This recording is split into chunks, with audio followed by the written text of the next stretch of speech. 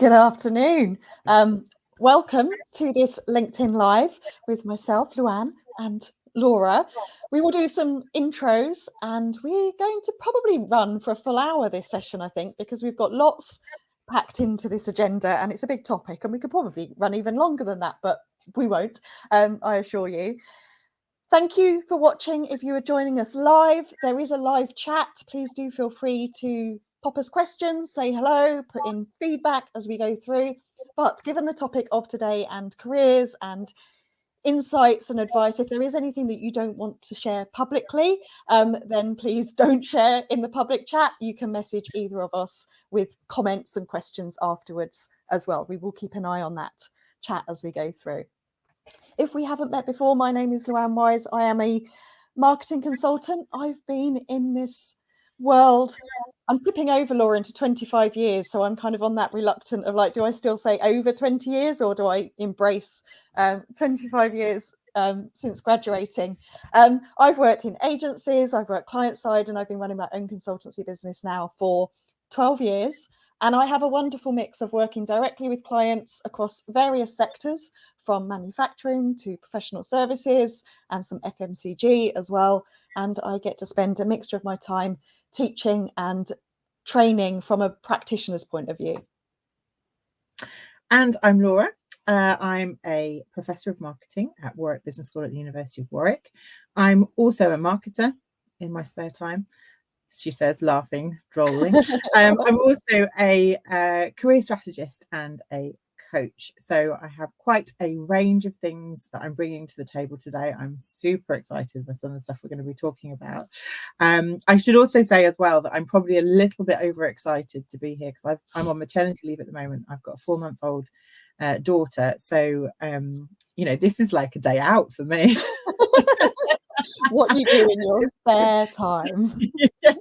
When I'm not mumming, this is where I want to be. So so it's all good, but I'm really thrilled to be talking about the topic for today. But before we start, just because I know people are going to be joining us, and whilst some people tune in, I wanted to check that we've got some people listening or watching us as we go through. And I know there should be a lot of marketers on the session today.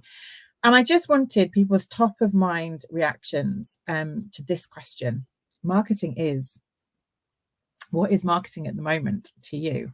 I know I've got some thoughts. I know Luan definitely does. But I just wanted to encourage people to pop some comments into the chat. What springs to mind when you see this? Because I think we are in some interesting times in the marketing world, and we definitely want to explore some of those today.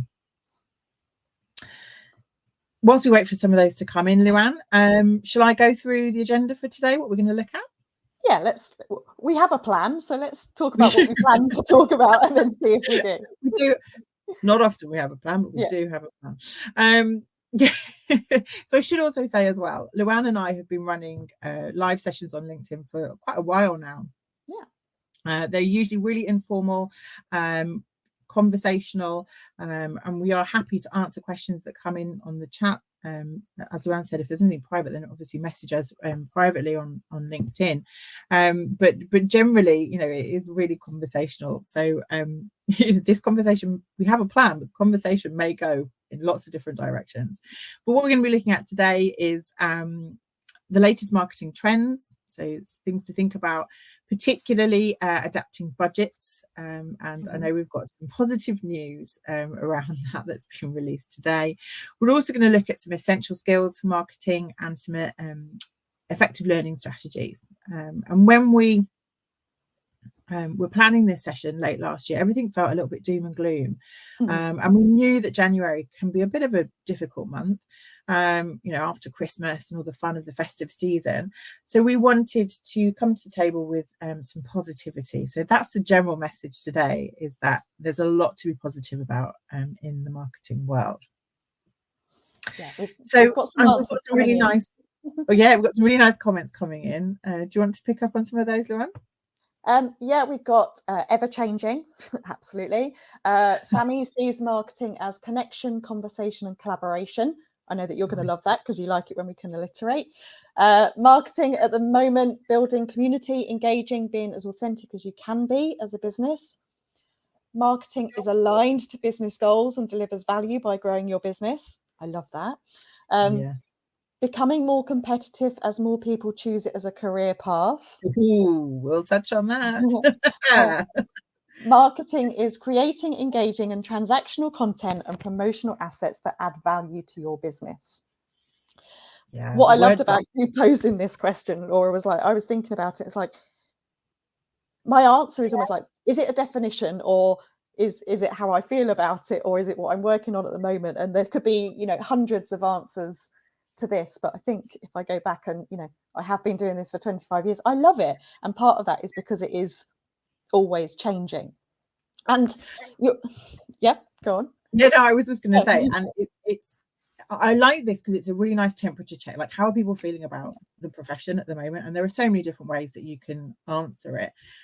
Dr. Tanvir Ahmed just said, marketing is creating curiosity in the consumer's mind. Curiosity is one of my watchwords for 2024, by the way. So you're right on the money there, in my opinion.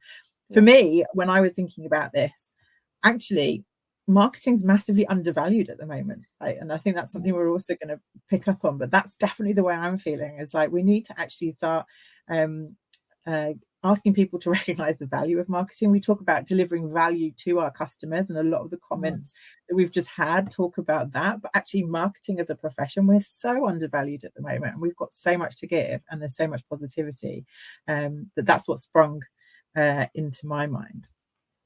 And I think there's a comment there. It's often misunderstood, yet something most people think they can do. We're going to try and stick to an hour, so we'll just smile and and keep them coming. And I think the reason I said my definition or my answer to that question would always change is because it is about trends. And to kick off with that part of the agenda, this is the time of year. Well, we see at the end of December, don't we, with everyone's trend reports coming out. Then we see everyone's goal setting and their new year, new me. And there's been a somewhat kind of different temperature to that in the last couple of weeks, I think, in terms of people reflecting on their 2023, and that for many it was a tough year and what it means as we go forward. And also, I saw a great post around, you know, I've got 97 trend reports in my inbox. What do I do with them all, and how do I deal with this? And the approach I've taken, because I do talk about trends a lot, as many of you may know, is that there isn't this big reset button on New Year's Eve where we go, okay, that year's ended and we're moving on. This concept of trends and what's happening in the world are ever evolving. And we've talked before about having to be aware of what's happening in the world around us, and that as marketers, we have to adapt to what's going on in the world around us. And in terms of trends and what's happening there are key events, you know, that's happening in the world that weren't part of a reset button. You know, we've had war going on in Ukraine and Russia for over 12 months now. The latest kind of Gaza, Palestine, that is happening, and that is having huge impacts for many people as individuals, as well as kind of marketing messages. Cost of living is still prevalent. We have a mixture now. I've been reading a lot between this mix of working from home, hybrid working, and quite a few conversations I've seen over the past couple of weeks of being asked to return to the office and spend more time in the office, and people feel differently about that as well. I've also been reading a lot around how there's more of a well-being focus in terms of within organizations, cultures, but also as marketers in our content and what we're doing and what we need to be considerate of. There's just a couple to start with. Yeah, for me, the well-being focus is one that's so interesting because it kind of it's always there, of course, but it feels like it's got a different energy to it at the moment, which is an interesting situation to be in. I did a session in a group that I'm a member of just before Christmas, and I was talking about the fact that I think that a lot of the stuff that's happening in the environment around us means that actually this year for marketing, there's a lot to be said for honesty and transparency. and sort of that idea of moving beyond just authenticity is about just being really honest and open, and sort of that means also being curious and learning about things as well, and I think there's some really interesting key trends there. Yeah, there's kind of there's always so much to think about, and just kind of moving forward, what those topics, trends are going to continue into this year, I believe, but we also have something else looming for this year, and that is that we are seeing elections in the UK, in the US, other parts of the world. However we are politically, personally, it is going to impact our organizations, it's going to impact our marketing, what we do, when we do it, what we say, our ad budgets, social media platforms. I mean, Meta have already announced how they are going to be managing transparency and integrity during the election processes this year, and be working hard for that. So I think, there are lots of world events still happening, and we have to be aware of those in what we're doing. I think so, but I also think, when we think about the enormity of things like this, it feels a little bit like we're perhaps on a bit of a roller coaster ride, right? There's a lot that's going to happen. We know that there's a lot of change coming. So part of the reason why we wanted to do this session today is actually how do we almost double down on ourselves so that we are equipped to deal with that change. And I think whilst we can talk a lot about what's happening in the world around us, it's important to think as well of us as marketers and how we can think about putting our best foot forward, knowing that change is coming and making sure that we can navigate it in the best possible way. So I think, whilst you can look at all that and think, oh my goodness, it's it's quite scary. Overwhelming. It's scary. Yeah, and overwhelming. Overwhelming. But I think, there's a lot of things that we can do and think about in terms of the way we approach marketing. But there was some news today that broke that we both we were WhatsApping each other like. The thing about live events and webinars is, you prepare the agenda, you know what you're going to talk about, but trying to always make sure that we're as up to date as we possibly can. I had got up, we were messaging quite early this morning. I was like, I'm all prepped, I'm all ready. And then about an hour later, there's a news update, and I happened to catch it. And that is, in terms of marketing budgets, there's always lots of news, and some of it conflicts and some of it's in line. But the one that I always tend to turn to is from the Institute of Practitioners in Advertising. They have a quarterly bellwether report, and they have just published, literally in the last 2 hours, the data from Q4 2023. So forgive me, I'm going to read this because it's still so fresh. Total UK marketing budgets were revised up to their strongest level in almost a decade in Q4 2023. The latest results indicate that despite the intensely challenging backdrop for UK businesses, many companies are opting to remain proactive in the market instead of withdrawing into cost-saving mode. So marketing budgets are revised, holding up, which is great news. And actually, before I read this article, looking back at Q3, they had said that there was a slight growth in total spend, and actually the strongest pace in media spend since 2021 as well. So despite all those kind of world events and what we might be feeling about the economy, marketing budgets are holding up. But alongside that, I read a Marketing Week article, and this leads nicely into the rest of the conversation, that said marketers are reporting that their biggest source of stress is proving marketing's value to protect their budget, which kind of leads into our role as marketers, protecting our budgets, the conversations that whether your financial year is January to December or whether you are doing your April to April conversations, it is all about presenting and protecting your budget, or asking for more investment is the word I use.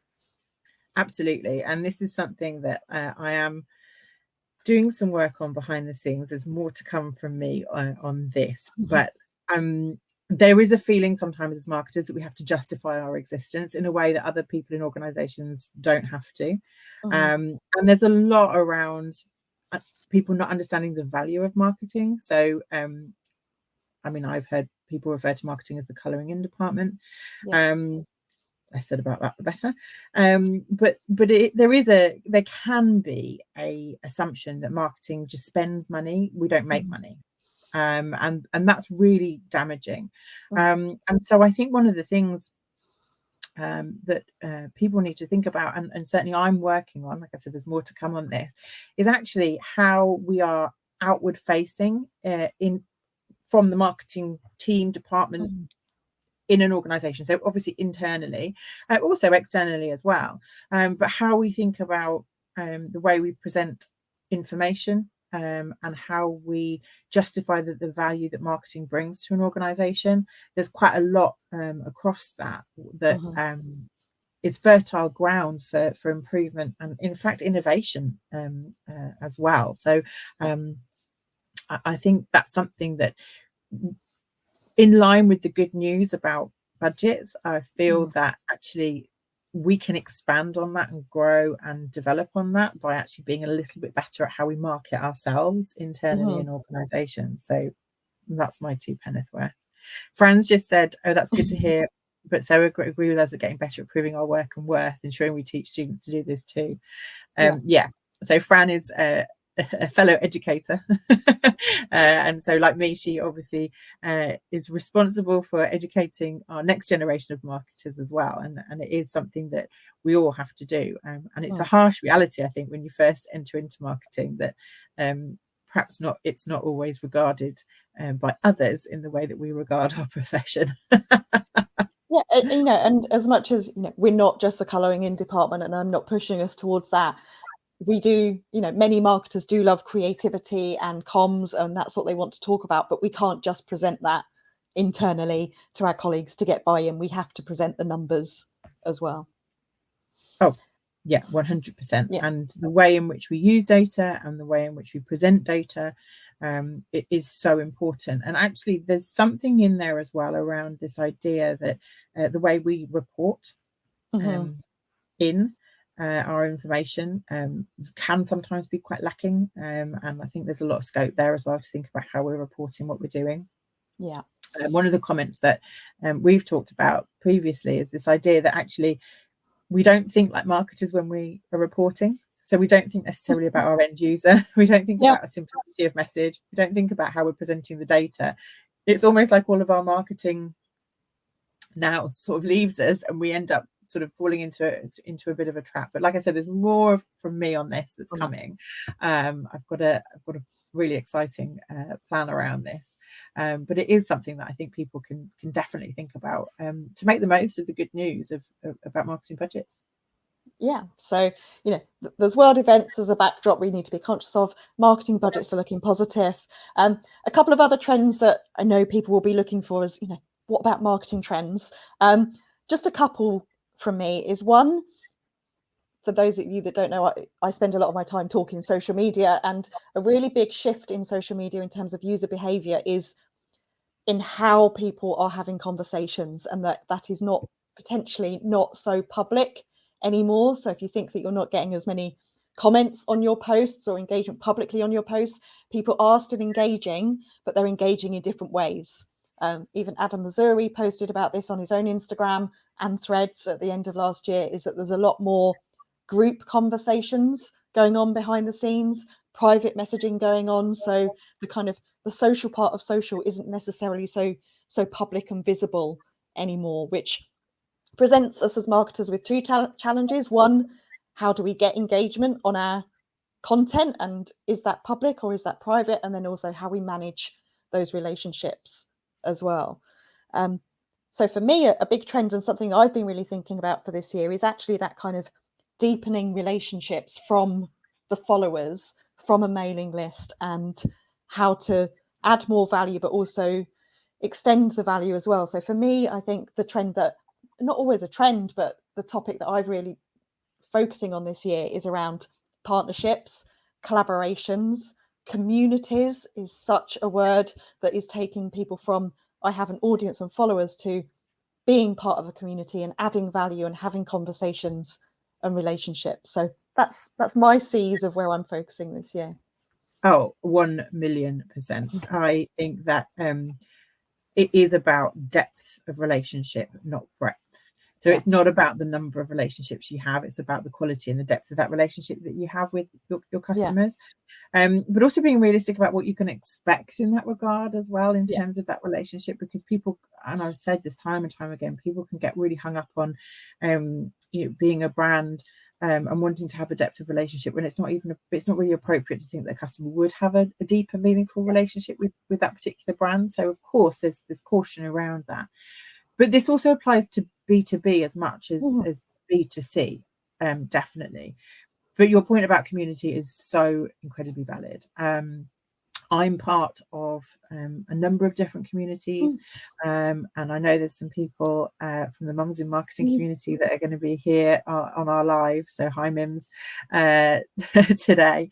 And that's an incredible community of marketers, like no other. And kudos to Claire Ferreira, who's the founder of Mums in Marketing and an expert on community. The power that we're seeing within communities that are around a topic, not necessarily around a brand, really powerful. And I think one of my comments to that, there's something about communities that gather around an issue rather than a brand that's really powerful. And so if you have a brand that's trying to force a community to exist because of the brand per se, there isn't necessarily the buy-in. And so there's a lot of learning that can happen, I think, this year around how to develop and foster communities, like you say, that add value to their members. Yeah, and to yourself as well, in terms of being more involved and learning more from them, which is nicely pushing us onto the next topic. But I find that the more time I spend in my chosen communities, that I'm learning more and getting more out of it, as well as hopefully being an active member, inputting as well. To that point, though, just to think about marketing as a community in itself, when we will get to the next topic in a moment, but you've just sparked thought in my brain. This is what happens. But it's interesting because actually thinking about that idea of marketers needing to prove their value in an organization, actually marketers coming together cross organizations and forming communities becomes really, really important, because actually it feels less lonely. You can feel quite lonely in an organization if you're a small marketing group or a team of one, for example. And so you actually end up seeing more power in communities that work porously outside the boundaries of organizations and across disciplines like marketing. And I think there's a lot of interesting things that we can take out of that observation as well. But also for organizations, conversely, does that mean a dilution of their company culture, particularly when you've got things like flexible working, people working from home, all those things that you just started to talk about? And are we actually seeing people, because of those things, navigate towards other people in their profession and have less alliance with the brand or the company or the organization that they work for? So no, just an interesting point. Yeah, I went off on one there, sorry. That's right. Well, so communities, but I think that that's a big focus for me this year. And the other focus, and again, this is about us finding data to support what we're doing as well. I found this Brandwatch article, big fan of Brandwatch and social media listening, how they have identified the most popular resolutions that are posted online. So this is their social media listening, and they've shared this information from the last 4 years in terms of what people are posting about. And of course, you and I are both going to be a fan of learn something coming out top as a resolution, or this is what people are sharing. But there is a shift. If you actually look at this chart, and we'll share these as well, there is a shift in people's resolutions over time, and what their focus is and what they're doing. And sometimes it's about doing more. If we see at the top of 2023, read more is in there, versus kind of lose or reduce, change as well. So there's a real mixture, but learning something coming out as a top resolution over the last few years is something that always pleases me. Well, and as an educator, of course, I'm going to be a massive fan of people wanting to learn. But I think there's learning can feel quite overwhelming. Yeah. And I think it's important to remember that. And learning doesn't have to be formal. It can be informal. So it can be about reading. It can be about having conversations, listening to podcasts. There's so much amazing information out there. And a question that I often get around learning is, where do I start? And so I just wanted to quickly share some prompts to help people with that. And this may not be for everybody. It might seem a little bit basic, but there's 4 different ways that I think you can think about your learning agenda as an individual moving forward. You obviously can't learn everything, and it is important to set yourself objectives. But at the same time, I think people try to overstretch. So actually, if you think about these 4 things, it can really help you think about how to structure your learning moving forward. So it can be, I want to know. What do you want to know? Do you want to know something new? Do you want to know something you don't know anything about? Or do you want to know something that, about something that everybody's talking about? So that's it. I want to know. The next one is, I want to be able to do something. So I want to be able to do a specific type of data analysis, or I want to be able to do I don't know, social media listening or things like that. Okay, so you want to be able to do something new. Again, that's another way of learning. Another form of learning is practice. So you may know something, but you want to practice doing it. So I want to practice is another prompt. Like, what do you want to practice? And so it could be about learning something new. It could be about practicing something you already know how to do, or applying it in different contexts. The other way of thinking about learning is, I want to be an expert in. So this is where you go deep dive. I want to know everything there is to know about X. So it could be, I want to know everything there is to know about social media listening. So I'm going to really go in and I want to be an expert in this. So it is a little bit like a funnel. Marketers always love a funnel. But the 4 prompts I've just given you are, I want to know, I want to be able to do, I want to practice, or I want to be an expert in. Really nice ways of thinking, okay, how do I want to structure my learning this year? Those 4 prompts give you a really nice starting point in terms of thinking about where you want to start. Because once you've answered those questions, that allows you to think, okay, this is how I'm going to structure it. If you wanted to, what you could do is pick one of those for each quarter of the year and have a focus. So quarter 1, I want to know X. Quarter 2, I want to be able to do this. Quarter 3, I want to practice. And quarter 4, I want to develop some expertise in something. And actually, those 4 could link together. So again, and it doesn't have to be a formal learning program, but if you wanted to self-direct your learning, that would be my advice in terms of, for 2024, thinking about how you can structure your learning moving forward. Omran's just come in and said, where do I start? Hopefully hopefully that will those 4 little prompts can help, because I think people put a lot of pressure on learning as something that has to be very formal and have a lot of gravitas, and of course there is massive benefits to a university education.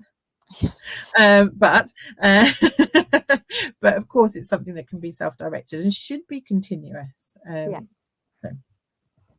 It won't surprise you that I'm quite planned with my learning, in part because being a chartered marketer means I need to do a submission every year of 4 reflective statements of what I learn. And the reason I like that process is because one of the questions is, what will you do next, or how will you use this and how will you implement it? So I have to submit mine in February. So actually it's a nice time of year for me to kind of look back on what I wrote the year before and what I said I was going to do with it. But I always have a mixture in there of reading, of courses that I might have attended or events I've attended, versus actually the materials that I prepare for teaching and learning, because that makes me think about what the gaps are or how I do it or what models I use and things like that. So I'm quite planned in terms of what I'm going to do over the next 12 months, and also thinking about what's going to help me as a marketer, but also what's going to help me in my work with my clients as well. So I'll share 2 of the learnings I did over the last 12 months was a couple of level 2 certificates, one in mental health in the workplace, one in diversity and inclusion, and one in LGBTQ plus communications, because I wanted to have knowledge and skills and more of an understanding of some of those topics because I'm aware of how they impact my work, my teaching, and my clients, and the people conversations as well. Yeah, I mean, found those at the end of the day, hugely valuable. yeah, I mean, marketing is all about people. Yeah. At the end of the Yeah, so day, it's not just about kind of that tactical learning or the how-to skills. It's mixing that up. Yeah, in terms of the absolutely. learning One of the planning as things well. that I experimented with last year was I started professional journaling. Yeah. And again, because yes, I'm an educator, but I like learning as well. So I'm always learning and reflecting on things. And I started professional journaling. And I'm not somebody, I didn't do it religiously. It wasn't like every day at the end of the day I'd sit and scribe my reflections of the day. It wasn't anything formal like that. But actually, in terms of thinking about what you were saying in terms of CPD and reflection, but also my own learning points, and then thinking about how I could, if I'd read something, like making a note of it and then thinking about how I could put it into practice or things like that. It just really helped me last year think about that. So that's another top tip as well. I'm not an expert at it by any stretch, but professional journaling is something that really started to help me last year. And it's something that I will be exploring some more. Just on that, we've had a couple of questions that we should probably just address. Christine has said, are there any marketing communities that you would recommend? Do you want to recommend any, Luan? Yeah, there's a few. I guess I personally look at Facebook groups where people that I work with hang out. So I'm in a number of kind of social media manager Facebook groups, women in marketing Facebook groups, marketing meetup, many of you may have heard of. But I'm also a newer and avid fan of community groups on a platform called Guild. There's a number on there where there's some great conversations and some great people in there answering questions or sharing content as well. So I'll pop some links to some of those in the chat afterwards. Fab. And Alex has come in and said, who did you do the LGBTQ plus comms course through, and can we recommend any training providers for marketing comms short courses? I can give recommendations perhaps afterwards for the second one, but and I guess you can as well, Luan, for the courses that you've done. Yeah, I'll pop the links under the questions in the chat afterwards. It was all online, so it was good to do. Going back to your professional journaling, because I know that this comment again is going to segue nicely into our plan, is I don't journal, but I do regularly have a page at the front of my notebook, and I do like to keep a manual notebook and write down, as you know, is that I regularly write down my challenges and my successes. So I do write down what's gone well for me and what I'm pleased and proud with, but I also do write down if I've had any challenges and look at those challenges to say, what can I do in the future to not allow them to happen again, or to mitigate them, or to deal with them differently. So I do kind of constantly keep that list and then look at it regularly as well. Look at the good stuff and the ones that have caused me challenges and as well. And I've always found keeping those two lists quite useful.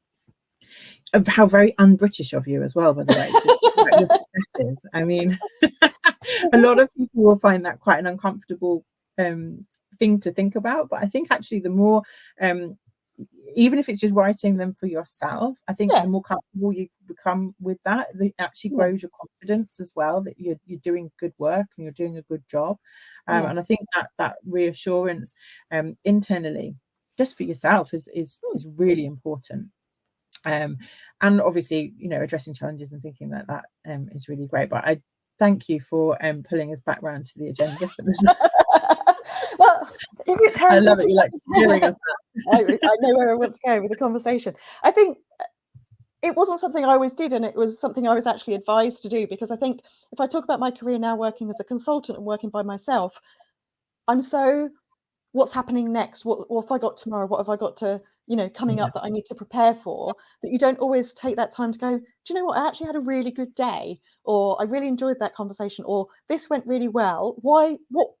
What did I do differently this time that I can learn from? So perhaps it's those successes, but also the learning points that I want to repeat or reflect on. So yeah, 100%. And actually making a commitment to yourself to doing that is really important, because as you say, when you're in the weeds or on the hamster wheel, it's Yeah. really hard Yeah. to take that moment. I mean, I'm guilty as anybody. I work at a million miles an hour. Yeah. Anybody who knows me in a professional context that's on the call will probably have just cracked up laughing. I think when you're in it can be really hard just to take that step back and think, because you've just got so much to do. Yeah. But easy said sometimes. It is easy to say, but it also, the reason I said this segued nicely into kind of our prep was it just made me think about this chart, this Liz and Molly illustration that I shared on my LinkedIn yesterday. And if we're talking about learning styles, where we have to start is our objectives and what we want to achieve, and what does success mean to us. And I particularly love this of like what we're taught to measure success is about job titles and salaries, and what is a better measure, the chart at the bottom.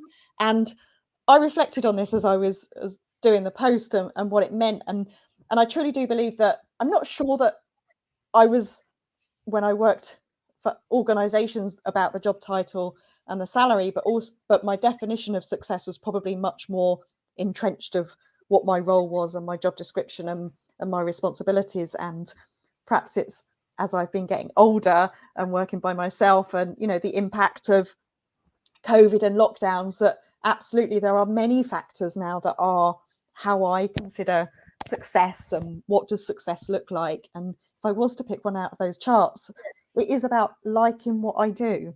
It's liking who I work for and the work that I do and what makes me feel valued. And that isn't necessarily about getting paid a huge amount of money by a huge brand to write a report that I know is going to sit in a drawer. That doesn't do it for me. It's working with people that want to work together on something that will value what you do and actually making an impact as well. And I think that's my measure of success, is the balance. I'm getting better at the balance between free time and work. But for me, that, do I enjoy what I do? Am I making an impact on someone or an organization? That is how I'm this year and going forward want to be measuring my success. Love that. I should probably mention at this point my rebrand of my little business that you'll see behind me.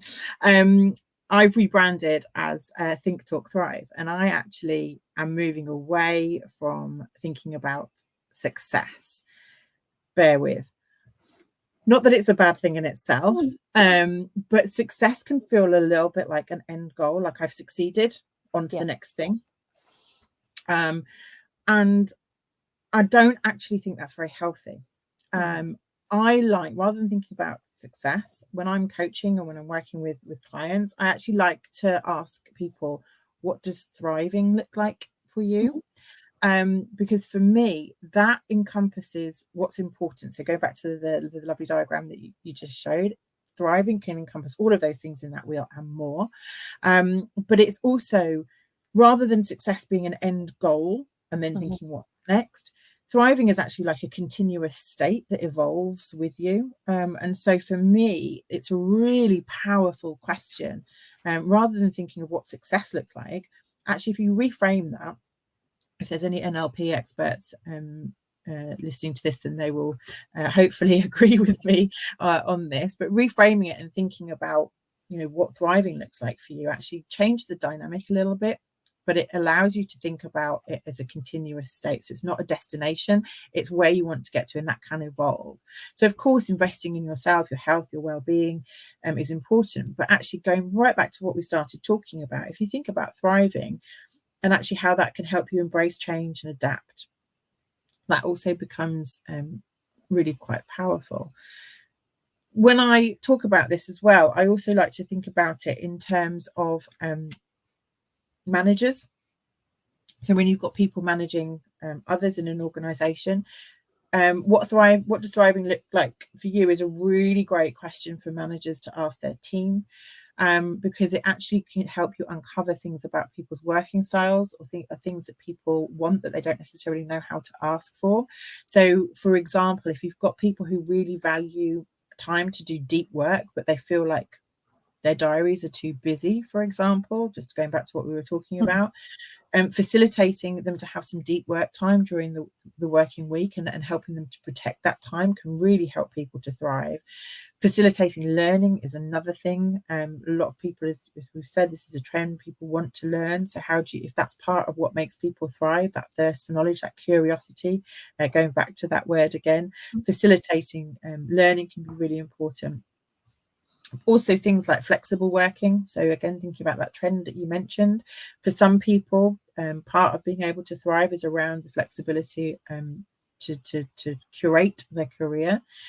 And there's lots of different ways that we can think about it, but just on that notion of success, I just think it's a really powerful way of thinking about what you want to achieve, and it's not necessarily as black and white. So just wanted to share some thinking on that. I just saw you making some notes, Luan. Have I said no, I was just making notes because I think it is something that I think, going back to the continually writing down challenges and successes and what I said at the beginning, it's not a big reset button on New Year's Eve. This is something I think that we should be doing ongoing as well. And so your word thrive actually is that ongoing versus here's my 5 things I'm going to do this year and ticking them off.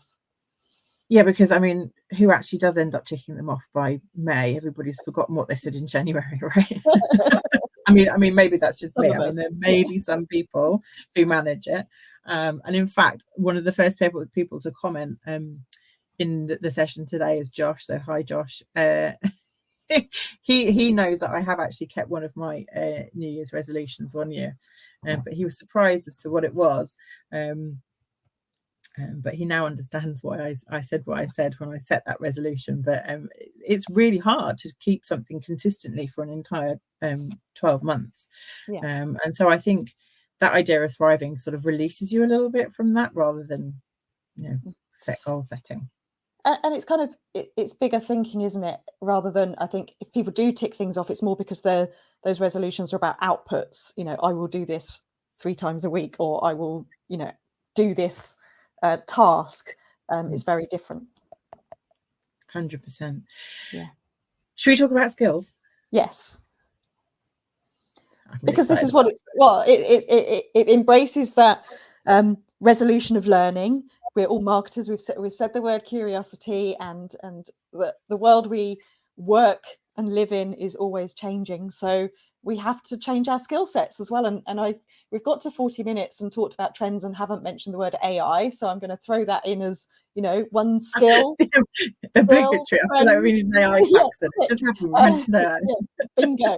That is one skill that, 15 months ago, I'd never written a prompt into an AI tool. And now it's something that I do almost on a daily basis. And that has very much, is it a skill yet? Or is it something that I'm going to stop you there. I'm going around because you're going to say it's not a skill. It's not a skill. I'm going to stop you there. It's not a skill. That is a competency. Now, you and I have done some work, some research together. Should we fill the bingo card for your book that people can now purchase, which is behind on the wall behind you? We did some research around social media, so you know exactly what I'm going to say here around this, and I feel quite strongly about it because it is so important to people understanding their own talent. So there is a distinction between knowledge, skills, and competencies. And can you just pull up the slide, Luan, that's got the triangle on it? Because I just want to show people what I mean here. So lovely little Think Talk Thrive logo in the middle there, but you are in the middle of a triangle of knowledge, skills, and competencies. Now, your knowledge is what you know. Your competencies are knowing how to do certain things. Your skills, however, are things that are more inherent to you. So let me just take an example here. You may know or have learnt some theory about data analysis. So let's take analysis as an example here. You may know different types of data. You may know the principles of data analysis and what you need to do. As a competency, if you're looking at analysis, your competency might be, I know how to use RStudio or Python or SPSS in order to fulfill my requirements of my data analysis. I know how to do something. So knowledge and competencies often, build on one another. The skill on the other side of the triangle is actually the bit that you bring to the table. So how you think about problem solving, how you think about defining the problem that you're trying to solve with your data analysis. It's about the stuff that is inherent to who you are as an individual that you bring to the table, and skills are transferable. So something like analysis can be around looking at the problem. It can be thinking in an innovative way about the research question in different ways to tackle analysing data to solve that problem, thinking about the macro picture or the micro picture. That is your approach to analysis. That is your skill. So you can have knowledge, you can have skills, which is knowing how to do stuff. Competencies, which is about knowing how to do stuff. But the skills are the things that are inherent to you, and they're a lot more broad. Now, why am I making this distinction? Because a lot of people mix up skills and competencies. And actually, what makes you unique is your skill set. Competencies are something that pretty much everybody can learn. Not everybody has the wherewithal or desire to learn them. But if you want to learn how to run regression analysis, for example, just because I'm thinking about data analysis, everybody can learn that information. The way you then know how to use that data becomes the skill. And so with the AI conversation, knowing how to write AI prompts, that is a competency. The skill is thinking about how you can use AI to solve a problem or to do something differently, to innovate and things like that. So I know that may feel like I'm splitting hairs, but it's actually really important, because when we think about what makes us unique and how we talk about our skills as marketers, it's important that we understand what we're talking about. So SEO optimization, for example, that's a competency. That's not a skill that people have. Does that make sense, Luan? I feel like I've just gone off on a rant. No, it does.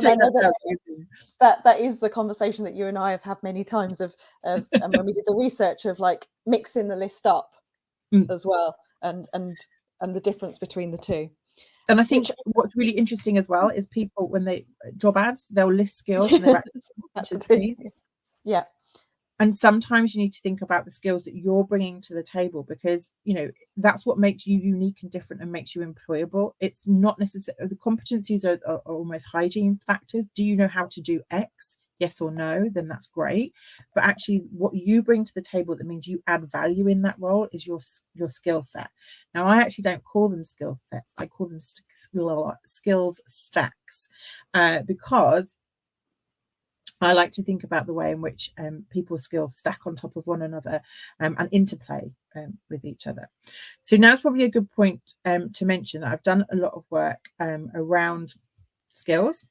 And part of my free January gift to everybody that's with us today is actually I've done a marketing skills audit for you that's free. You can download it from my website, which is thinktalkthrive.com. It is a workbook, so it's not a short sheet. She's seen it. It is a workbook. It's something that I use in coaching. And it's something that I have adapted a little bit and made available as a freebie for you all. And if you use it, I'd love to hear how you get on with it, and if it helps with your thinking. It's a lot of explanation in there around thinking about your marketing skill set, and I've listed in there the top marketing skills for 2024. So we're not going to go through it in loads of detail at this point, but it is something that I have made available as my January gift to everybody. And I have seen it, and it is incredible, and I now have started working through it myself. And I think to bring it back to CPD and where we are in our careers and insights, this is whether you are working for yourself, whether you're comfortable in your current role, or whether you are reconsidering your current role and potentially changing roles this year. I think it is something that we all need to be doing in an ever-changing world of assessing our skills, our competencies, and how we want to develop and grow, or what we want to work in. So it's not something that is just for I'm going to be changing jobs and careers. I think it is really important for anyone working in marketing or other functions to do this kind of personal review, this personal audit. Absolutely. And I think there's something there as well that we should talk about in terms of people looking for jobs at the moment, because I know there's a big narrative at the moment about it being really doom and gloom out there in terms of marketing jobs. And when as you say, when we talk about skills and people learning and reflecting and all that kind of stuff, like I really believe people should be doing it all the time, not just when they're on the job hunt, as you say. And part of that is keeping an eye on job ads as well, like what is being asked for at the moment. But in terms of what we're seeing in terms of recruitment, I know this is a big topic of conversation in a lot of marketing communities. And what I'm seeing is almost this really weird divergence in that I'm seeing people saying that it's really doom and gloom out there. It's really, people who are on the job market are finding it really hard to find roles. There are a lot of roles that are out there, and we'll talk about that in a minute, but we're also seeing a lot of churn, and that's why there's a lot of roles out there. And so again, it kind of speaks to this value of marketing conversation as well. I'm seeing a lot of job ads where they want the moon on a stick for not very much salary, which is quite unfortunate.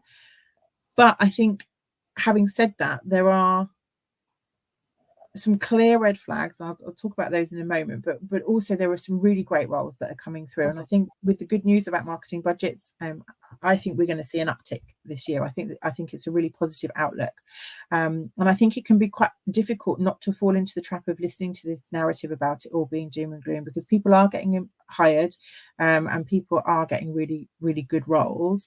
It has been a little bit slow, but equally, people are not putting their best foot forward. So some of the CVs that I see, and some of the people that I'm able to help and really change their job search, so their job search strategy, writing CVs, everything around their career.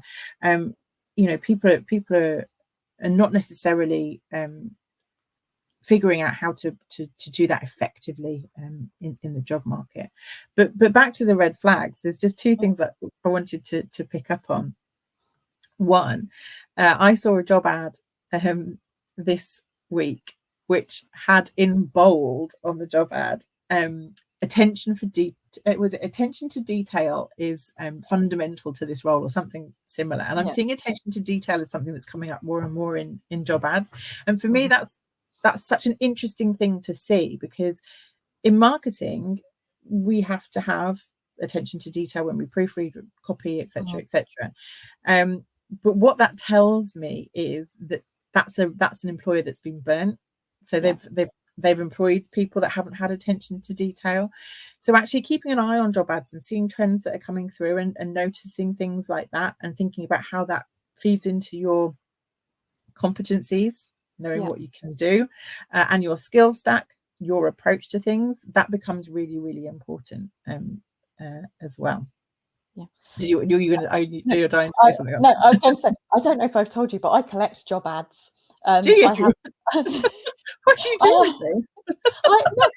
I have a folder of PDF job ads, and I have job alerts set up, and I'm not looking for a job, but I want to know.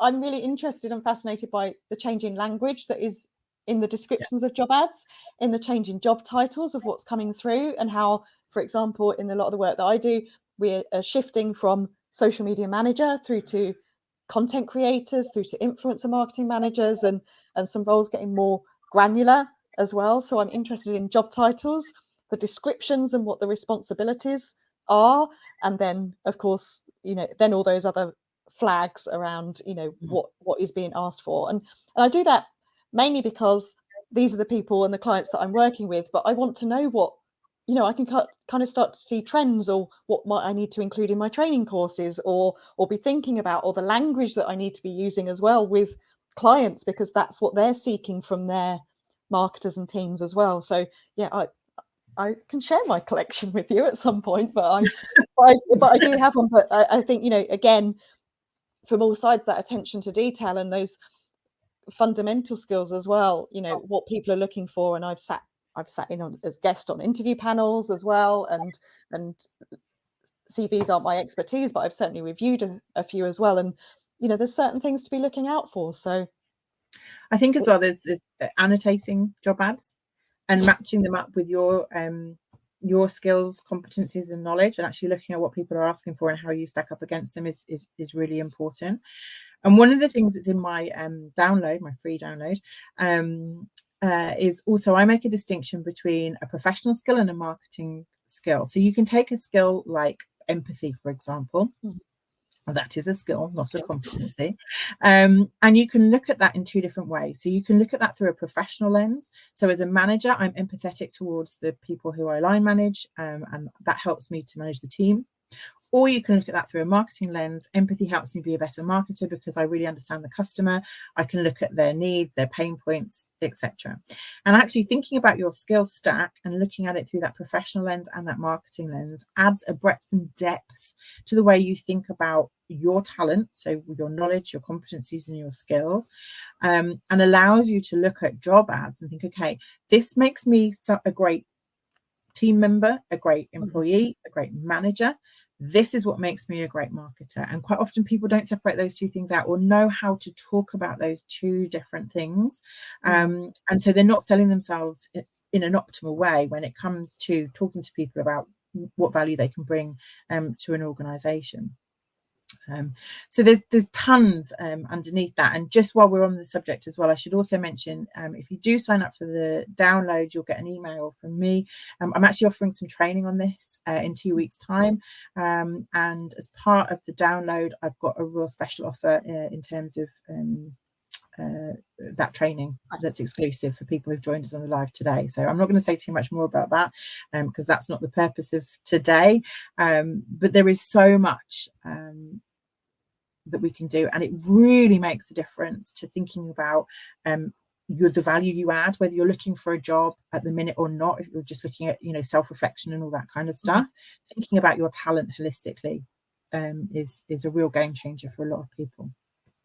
And I think there's always a value, isn't there, as we start to wrap up, of like taking the time to do that, just as you have all taken the time to join us and watch this session live, or whether you're watching the recording. It is making time for yourself to think about this and plan it, and that's how you're going to achieve what you want to achieve. Absolutely. So I just wanted to check if there's any Q&As, questions that we haven't really managed to get to.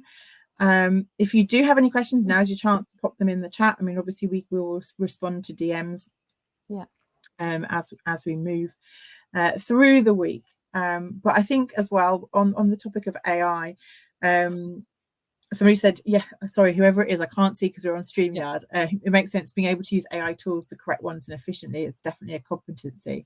I'm going to hit Luan with this now because this is what we do. She's going to love me. I think we should do a session, Luan, and let us know if you agree in the chat, because the more people that agree with me, the more likely it is that she'll say yes. We should run a session on we should run a session maybe on AI skills for marketers. So thinking about how marketers, not the competency, so not how to write a good prompt and all that kind of stuff, but how we think strategically about the skill set we need to use AI effectively from a marketing point of view. I think that would be really cool. I've got some ideas around that. If you agree, pop it. I'm doing that because I feel like I'm a YouTuber. Pop it in the chat. That way, I don't know, wherever it is. One day we'll know how to have things flying up, or things holding up. Well, my answer is always yes before you've even told me what we're doing next, because I know that I don't necessarily think it should be next, but I think it's definitely something that we should definitely think about. Oh, Leanne agrees, and Omar said yes, this is a hot topic. So or anything else that you would like us to talk about, and prep for you. We're always open to topics of conversation. Preparing them for you, just having our own discussions live for everyone else to sit and listen into. So do download the worksheet, the workbook, because I have a copy and it is amazing, and I'm working my way through it on paper because I like to do it that way. Thank you for joining us. If you have spent the hour with us, it's been amazing. If you need to watch it again, the recording will appear here, or if you've watched the recording and you've got any questions, as always, our inboxes are open and we love to hear from you.